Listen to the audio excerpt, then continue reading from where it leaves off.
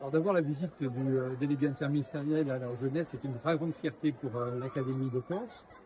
Ça montre que ce que nous faisons, tous collectivement, hein, l'ensemble des acteurs de l'éducation nationale, mais aussi nos partenaires institutionnels, la collectivité de Corse, les communes, les associations, la CAF aujourd'hui à la cité éducative, ça intéresse, ça fait bouger les choses et ça peut servir aussi d'exemple pour ce qui peut se faire ou se développer ailleurs.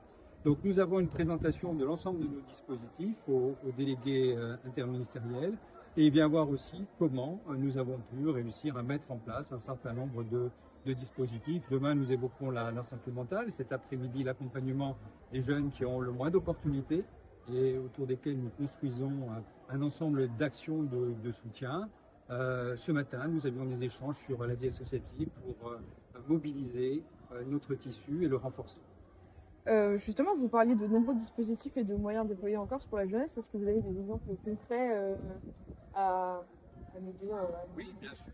Nous sommes partis d'un constat qui est qu'un élève, il ne passe finalement qu'un temps relativement limité dans l'éducation nationale.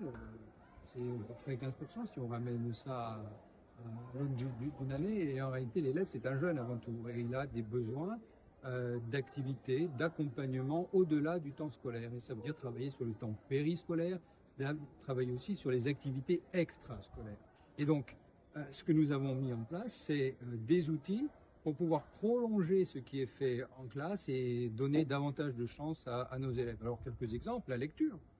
Nous savons que nous travaillons dans l'académie sur les savoirs fondamentaux. Ça fait partie, c'est un des axes majeurs du projet académique Scola 2030.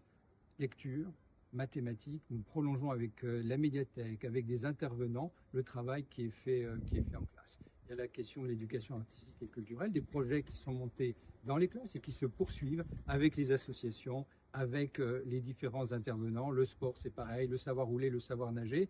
L'activité sportive ne se limite pas au champ scolaire, elle se déploie aussi en dehors et on pourrait multiplier les exemples de cette nature. On est au collège Arthur Giovanni, on parlait du fait que ça se situe dans un lieu où il y a beaucoup de quartiers qui sont reconnus comme on va dire nécessiteux, prioritaires. Il y a plus de 23% des 16-25 ans en Corse qui peinent à trouver une activité. C'est quoi le rôle de l'éducation là-dedans? Justement, l'idée c'est de les prendre dès le plus jeune âge. Une cité éducative, ça commence avec 6 crèches. Il y a 16 écoles qui sont mobilisées, 16 écoles de la ville d'Ajaccio.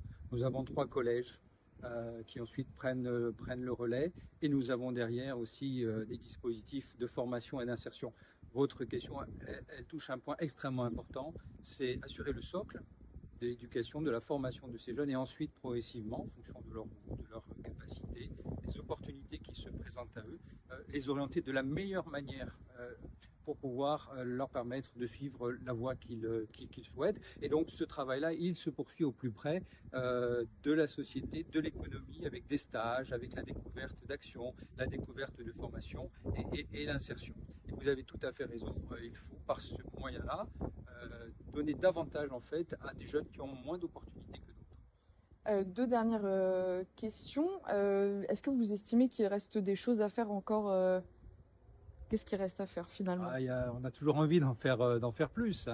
C'est pour ça que nous avons un projet académique. Je crois qu'il faut travailler de plus en plus dans la dentelle, c'est-à-dire que nous avons construit, c'est ainsi que c'est fait, des politiques qui s'adressent à des jeunes pris dans leur globalité, même si ici c'est lié au quartier, à un certain nombre de situations, c'est de travailler en finesse l'accompagnement individuel, voilà, pour donner davantage confiance aux jeunes concernés, pouvoir répondre au mieux aux besoins particuliers de chacun. Ça, c'est pour moi l'amélioration, l'approfondissement qu'il nous faut pouvoir continuer et on a commencé à y travailler. Dernière question, le délégué interministériel qui a fait le déplacement ces derniers jours, il est attaché à la jeunesse, au sport, aux activités en général, à l'éducation, à beaucoup de choses et il traite tout le territoire. Il y a régulièrement, on va dire, des délégués assez couteaux suisses. Est-ce que c'est productif d'avoir, on va dire, une absence de mission, on va dire, plus détaillée justement? Vous parliez de travailler dans la dentelle. Est-ce que ce genre de rencontre, à chaque fois, voilà, il y a des mandats qui se succèdent, c'est pertinent d'avoir ce genre d'acteurs qui se déplacent? Ouais. Le délégué interministériel, il a une très grande compétence. Il est passé un peu par tous les champs sur lesquels nous travaillons, donc c'est ce qui lui donne une visibilité extrêmement large. Mais le mot, c'est interministériel, c'est-à-dire faire travailler les différents ministères, éducation nationale, santé, la santé mentale, notamment des jeunes, vous le savez, est un sujet de préoccupation et donc de mobilisation. C'est aussi la question de la formation et de l'emploi. Donc au contraire, c'est tout l'intérêt d'avoir un délégué interministériel que de pouvoir présenter et de notre côté sur le terrain, rassembler les différentes forces qui permettent de mieux accompagner et de mieux entourer notre jeunesse.